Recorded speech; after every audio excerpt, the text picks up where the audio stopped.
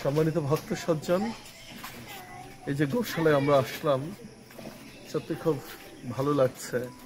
আপনারা দেখুন, সাধারণ গোশালাগুলোতে পুরুষ গরু খুব একটা রাখা হয় না, সেগুলোকে বিক্রি করে দেওয়া হয় বিভিন্ন স্লাটার হাউসগুলোতে, বা বিভিন্ন ক্ষেত্রে।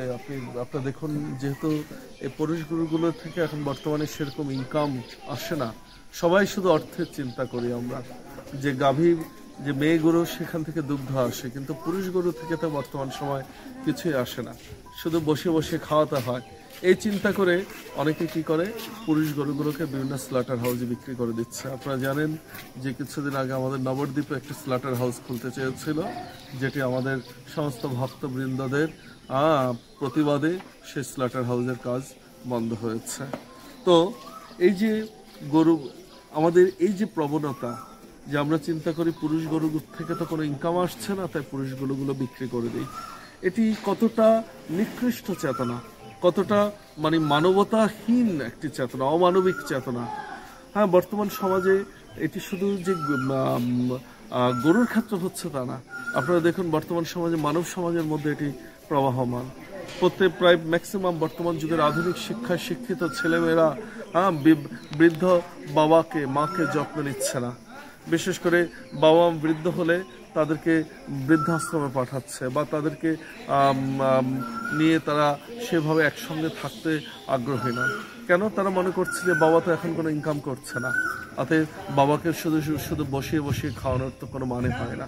তাই তারা সমাজের বৃদ্ধ মানুষকে অবাঞ্ছিত বলে মনে করে। কিন্তু আপনারা দেখুন, আমাদের বৈদিক সমাজে বৃদ্ধদের প্রয়োজনীয়তা সবচেয়ে বেশি, কেননা বৃদ্ধরা তারা তাদের পরিবার গঠন, সমাজ গঠনে তারা ভূমিকা রাখেন। আমার মনে পড়ে, আমরা ছোটবেলায় আমরা দাদু ঠাকুরমার কাছ থেকে রামায়ণ মহাভারত এগুলো শুনেছি। তো সমাজ গঠনের ক্ষেত্রে বা নিউ জেনারেশনকে পরিচালনার জন্য বৃদ্ধদের অত্যন্ত আবশ্যকতা আছে। তাই আসুন আমরা সবাই আমাদের পিতামাতাকে সম্মান করতে শিখি, তাদের যত্ন নিতে শিখি, এবং তাদের আশ্রয় থেকে নিজের জীবনকে পরিচালিত করার চেষ্টা করি। একটি কথা আমি প্রায় বলি, অনেক সময় ছেলেমেয়েরা আমরা বলে থাকি যে আমার বাবা আমার কাছে আছেন, তাই না? কি মা বলেন না, আমার মা আমার কাছে থাকছেন। কিন্তু আপনার এই দেহটা কোথায় থেকে আসলো? আপনি এইভাবে যদি না বলে, আপনি যদি বলেন আমি আমার বাবার কাছে আছি, আমার মায়ের কাছে আমি থাকি। একটি বাবাকে, একজন কলিযুগের এটি একটি লক্ষণ। আপনারা জানেন, কলিযুগের 4টা লক্ষণ যুধিষ্ঠির মহারাজ ভীমকে বলেছিলেন। কি? প্রথম লক্ষণটি হচ্ছে, কলিযুগে দেখা যায় যে সাধারণত শস্য ক্ষেত্র রক্ষা করার জন্য চারপাশে বেড়া দেওয়া হয়, কিন্তু দেখা যাচ্ছে যে বেড়া ক্ষেত খেয়ে নিচ্ছে। কি হচ্ছে? বেড়া ক্ষেত খাচ্ছে। দ্বিতীয়ত দেখা যাচ্ছে, এক বালতি জল দিয়ে 4টি মগে ভর্তি করা যাচ্ছে, কিন্তু সেই 4টি মগ দিয়ে এক বালতি জল ভর্তি হচ্ছে না। আবার আরেকটি দেখা যাচ্ছে, একটা ছোট্ট ছিদ্র দিয়ে বিশাল হাতি পার হয়ে যাচ্ছে, কিন্তু হাতির লেজটি আটকে যাচ্ছে। এটি কি? মূলত প্রথম যেটি বললাম, বেড়া ক্ষেত খাচ্ছে। মানে কি?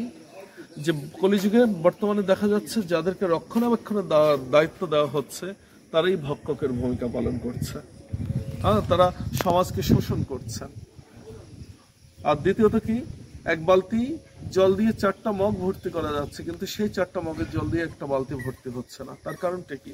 একজন পিতা একক পরিশ্রম করে 4জন পুত্র সন্তানকে লালন পালন করছেন, কিন্তু সেই 4জন পুত্র সন্তান এক বৃদ্ধ পিতাকে লালন পালন করতে পারছে না। নিজেরা ভাইদের মধ্যে ভাগাভাগি করে নিচ্ছে। ভাই আমার বাড়িতে 3 মাস, তোমার বাড়িতে 3 মাস, 4 ভাইয়ের বাড়িতে, এভাবে 12 মাস কেটে যাচ্ছে। কিন্তু একজন বৃদ্ধের জন্য, একজন বয়স্ক পিতার জন্য এর চেয়ে অপমানের, লজ্জার আর কিছু হতে পারে না। কেন পিতাকে নিয়ে ভাগ করা হবে? পিতা তো সন্তানকে নিয়ে কখনো ভাগ করেননি। তারপর তৃতীয় কথা যেটি বললাম, যে একটি ছোট্ট ছিদ্র দিয়ে বিশাল একটি হাতি পার হচ্ছে, কিন্তু হাতির ল্যাজটি আটকে যাচ্ছে। তার মানে কি?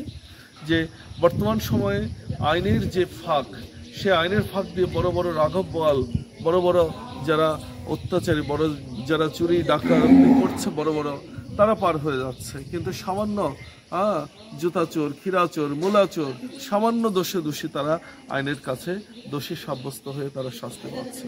বর্তমান আমাদের দেশের প্রেক্ষাপট দেখে আপনারা দেখুন, বর্তমানে এই কার্যগুলোই হচ্ছে। তা আসুন আমরা সমাজের প্রতি যত্নশীল হই, আর সেজন্য গোসেবা অতি আবশ্যক। গোসেবা করুন, গোসেবার মাধ্যমে আপনার পরিবারের সুখ শান্তি ফিরে আসবে। হরে কৃষ্ণ।